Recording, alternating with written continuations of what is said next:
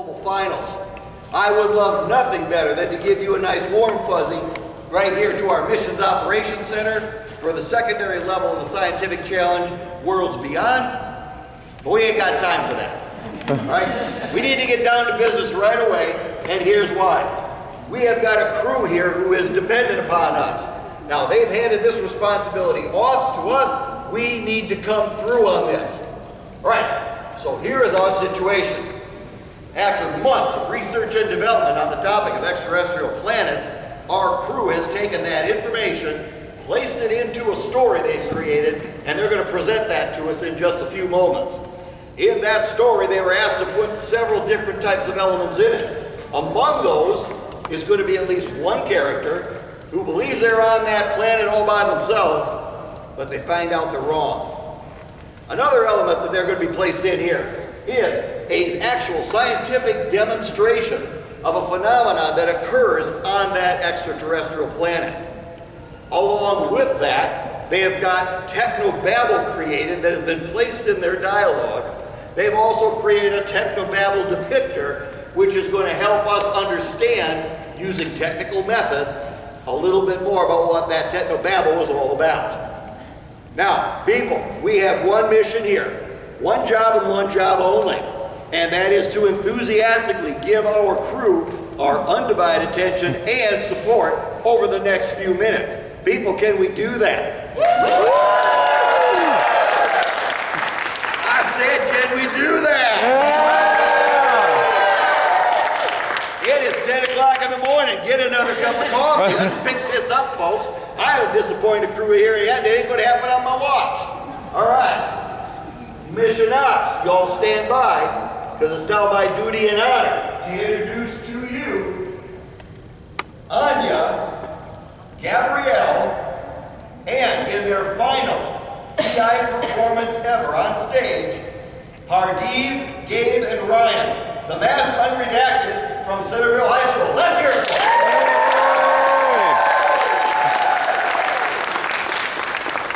Their team manager sitting next to a box of Kleenex to the front right up here is going to be Harry and Michelle. Let's hear it for their work. Your crew has given permission to use video. They are asking for no flash photography. In terms of applause, knock your silly selves out. All right, Mission Ops. I now leave you with one question. Are you a go? Appraisal team, are you a go? We are redacted. And the master redacted, more importantly, are you go? Oogie boogie! Excellent. All right then, master redacted. The stage will be yours in 3, 2, 1. You may begin.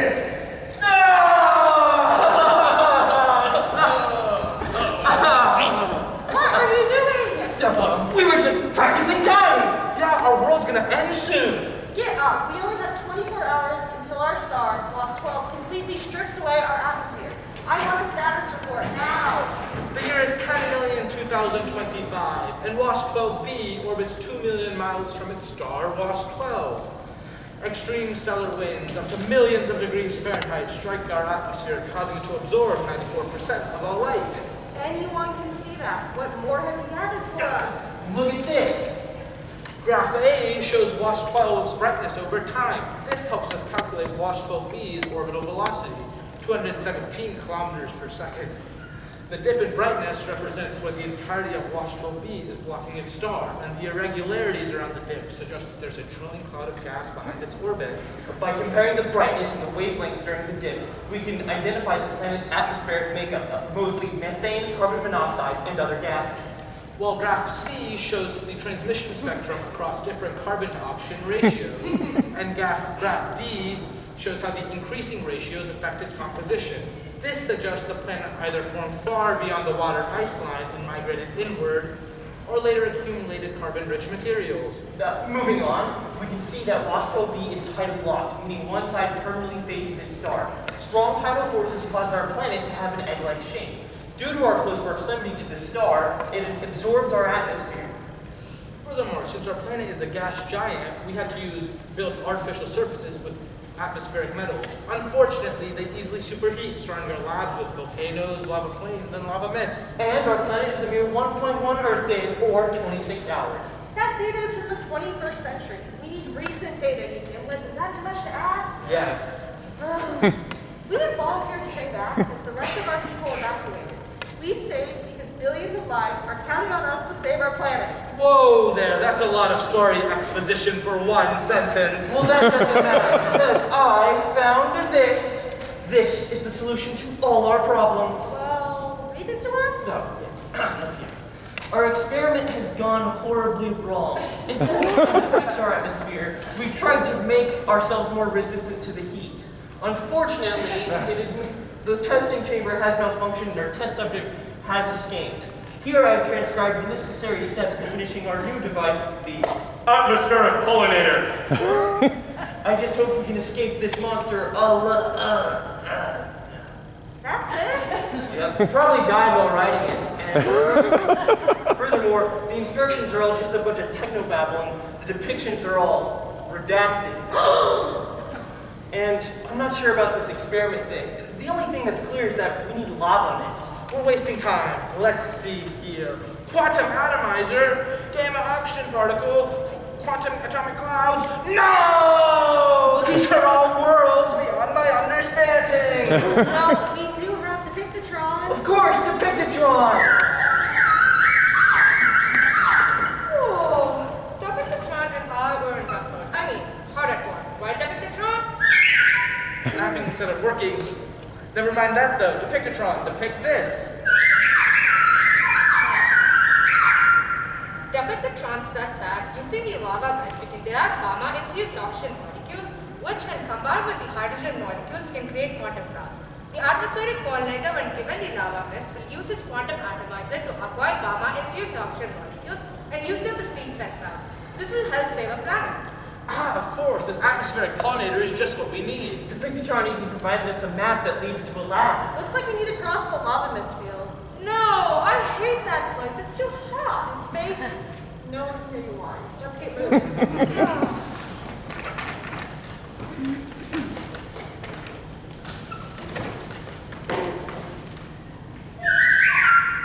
You're right, Diptotron. It does feel hotter than usual. Ah, Wash 12B's average temperature should be 4,600 degrees Fahrenheit. If it's truly grown hotter, then that can only mean we're running out of time. This heat is killing me. Can we take a 5 so I can take a nap? Fine, we'll take 5. But while we're at it, we can collect a sample of the lava mist. Oh, yes, collect us a sample. Yeah, let me just, You idiot! How did you forget about the canister? We needed filler for the plot. How else are we going to kill 8 minutes? We can't afford to waste any more time. We need to get moving.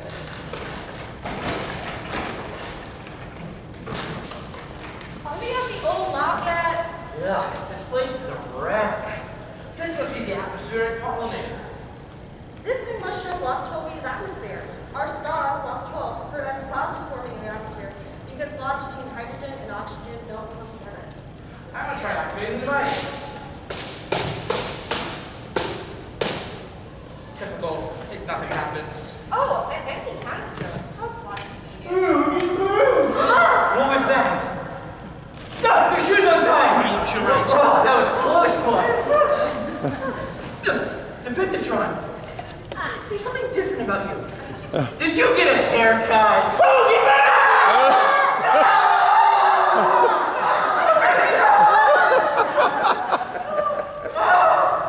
I guess we were wrong about that. There's no doubt that's the monstrous thing mentioned in the journal. I got it. Oh man, what do we do now? Well, it's not like getting off of me. Now, where were we? Oh yeah, monster!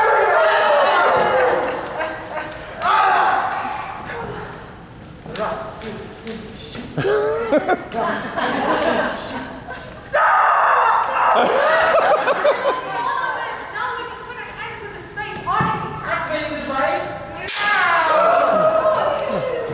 How do we put it in there? Look, the device actually worked. The atmospheric pollinator is now allowing hydrogen and oxygen clouds to form, are creating clouds in the atmosphere. Our sun can now shine on our planet's surface. No! It's too bright. We gotta remember to bring sunscreen next.